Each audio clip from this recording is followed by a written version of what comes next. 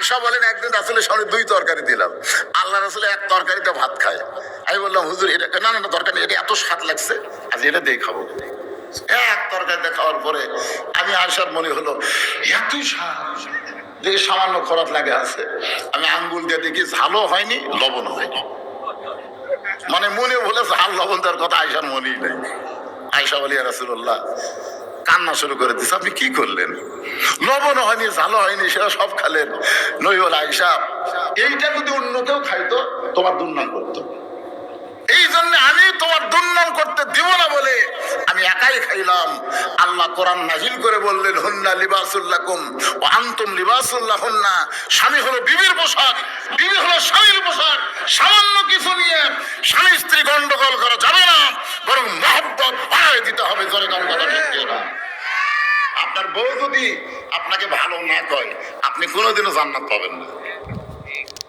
আমি যত বড়ই হুজুর হই, যত বড়ই হুজুর হই, বইয়ের কাছে হবার পারছি কিনা এটা মাঝে মধ্যে ট্রাই করা দরকার। আমার বউ আমার কাছে সাদিয়ার আব্বা আসেন গোসল করেন, সাদিয়ার আব্বা আসেন ভাত খান। আমি রাগ করে কিসের সাদিয়ার বাপরা হুজুর বলে ডাক, হুজুর আসেন ভাত খান, হুজুর আসেন গোসল করেন। আর বউ খালি মুসকে মুসকে হাসে। হাসিস কেন? বলে জনগণ আপনাকে চিনে না তাই হুজুর কয়, কিন্তু আমি তো চিনি আপনি মান ডাকি। হুজুর হয় এত সহজ নয়।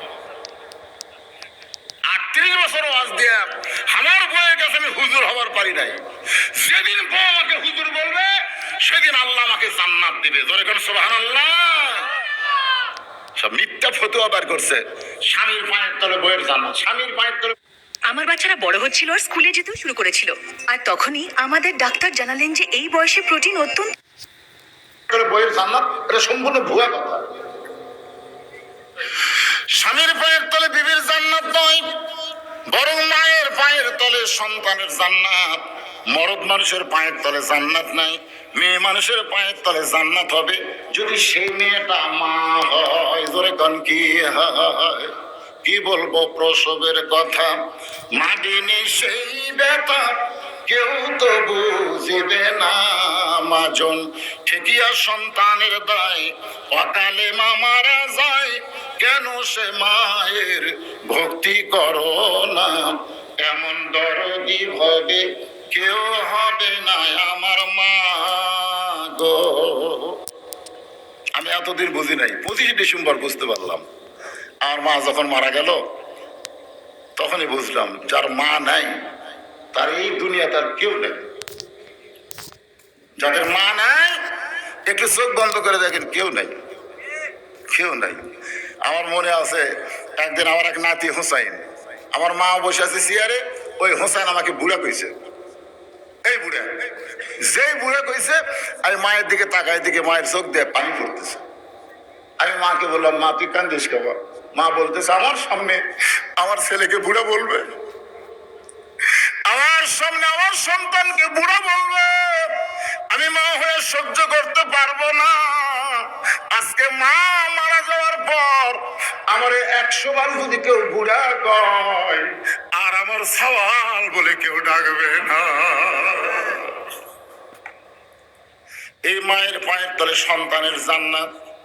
আর রাস্তা এই শালারা হাসতেছে, এরা কি নাকি ফেরা জন্ম হচ্ছে না কোনো মানুষের জন্ম দিছে? না না, রাস্তা যারা হাসতেছে হো হো করতেছে, এই শালারা কি মাটি ফেরা জন্ম হচ্ছে না কোনো বাবা এরকম জন্ম দিছে? সেই বাবা এরকম জন্ম দিছেন ওই বাবার কপালে জুতো মারেন। এরা বেটা না, এরা হচ্ছে বাটা বাটা। আশ্চর্য কথা। এই মাহফিল কমিটির লোকের যাও তো, রাস্তা কে চিল্লাচিল্লি করে? আশ্চর্য কথা, মানুষ এখানে পাগলের মতন আসলে দেখছেন কুত্তের জাত। একটু মনোযোগ দিয়ে কথা বলে শুনবেন। বিবি বলতেছে স্বামী গো আপনি কি মনে করছেন আপনারে না খাওয়াই আমি কোনোদিন খাই? আপনি খাওয়া না খাইলে আমি কোনোদিন খাই না। এখন আমার খাওয়াটা আমি আর আপনি 2 জন মিলে খাবার চাই। জয় কোন সুবহানাল্লাহ। আপনার বলেন তো একজনের খাওয়া 2 জন খাওয়া যাবে কিনা? যাবে?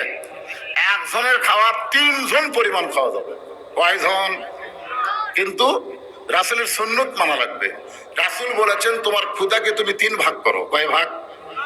এই খুব খেয়াল করবেন, 3 ভাগ করো। 1 ভাগ খাদ্য খাবে, 1 ভাগ পানি পান করবে, আর 1 ভাগ আল্লাহর জন্য ফাঁকা রাখবে।